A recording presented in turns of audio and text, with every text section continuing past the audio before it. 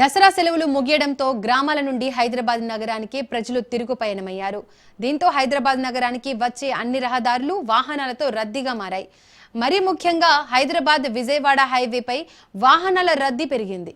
కిలోమీటర్ల మేర వాహనాలు నెమ్మదిగా కదులుతున్నాయి. కార్లు, ఆర్టీసీ బస్సులు, ఇతర ప్రైవేటు వాహనాలు ఒకదాని వెంట మరొకటి బారులు తీరాయి. దీంతో చిట్యాల, చౌటుప్పల్, పంతంగి టోల్ ప్లాజా వద్ద రద్దీ నెలకొంది. వాహనాలు నెమ్మదిగా ముందుకు కదులుతున్నాయి. మరోవైపు ప్రయాణికులతో ఆర్టీసీ, ప్రైవేటు బస్సులు కిక్కిరిసిపోయాయి. ట్రాఫిక్ సమస్య తలెత్తకుండా వాహనాలను పోలీసులు క్రమబద్ధీకరిస్తున్నారు.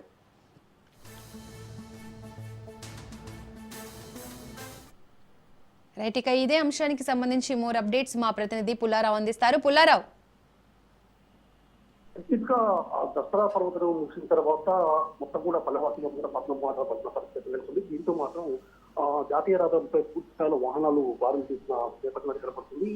ఈ రోజు తెల్లవారుజామున వరకు కూడా ఇదే పరిస్థితి కొనసాగుతుందని చెప్పేసి కూడా అధికారులు, పోలీసులు అనేది చెప్తున్న పరిస్థితి ఉందని చెప్పవచ్చు. ముఖ్యంగా ఈ రోజు ఉదయం నుండి ఈ యొక్క రద్దీ అనేది ప్రారంభం కావడంతో ఎక్కడ కూడా ఎలాంటి అవాంఛనీయ చోటు చేసుకోకుండా ఉండే విధంగా కూడా పోలీసు యంత్రాంగం మాత్రం పూర్తి స్థాయిలో అప్రమత్తంగా ఉందని చెప్పవచ్చు. ఎందుకంటే హైవేకి సంబంధించి వివిధ ప్రాంతాల్లో ఫ్లైఓవర్ బ్రిడ్జిలు నిర్మాణం జరుగుతున్న నేపథ్యంలో రోడ్డు అనేది చాలా ఎక్కువగా ఉన్న పరిస్థితులు ఉన్నాయి. సో ఈ సమయంలో వాహనాలు ఎక్కువగా పారుదే పరిస్థితులు ఉందని చెప్పి ముందుగానే భావించిన పోలీసులు మాత్రం అక్కడ ఎక్కడ కూడా ట్రాఫిక్ సమస్య తలెత్తకుండా ఉండే విధంగా కూడా అనేక రకమైన చర్యలు తీసుకునే పరిస్థితి కనబడుతుంది. ప్రజలు చూస్తే మాత్రము ఉమ్మడి జిల్లాలో ఉన్నటువంటి పంతకి టోల్ ప్లాజా, కోర్ల పహాడ్ టోల్ ప్లాజా, అదేవిధంగా గూడూరు టోల్ ప్లాజా వద్ద మాత్రం వాహనాల శ్రేణి అనేది చాలా ఎక్కువగా ఉందని చెప్పుకోవచ్చు.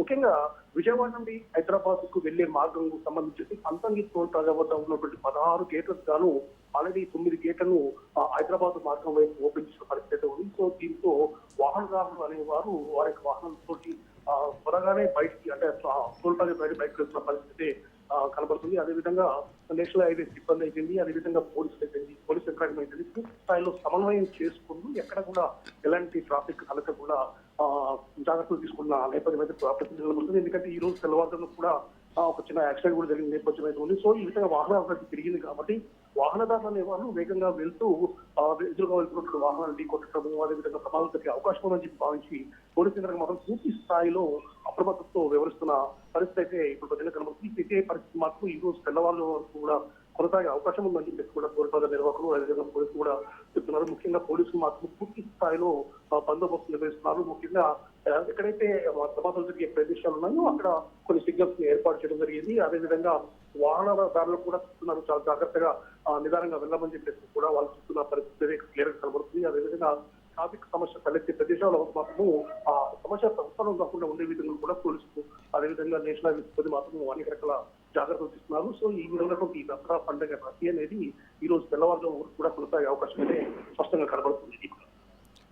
Right Pullarao, thank you.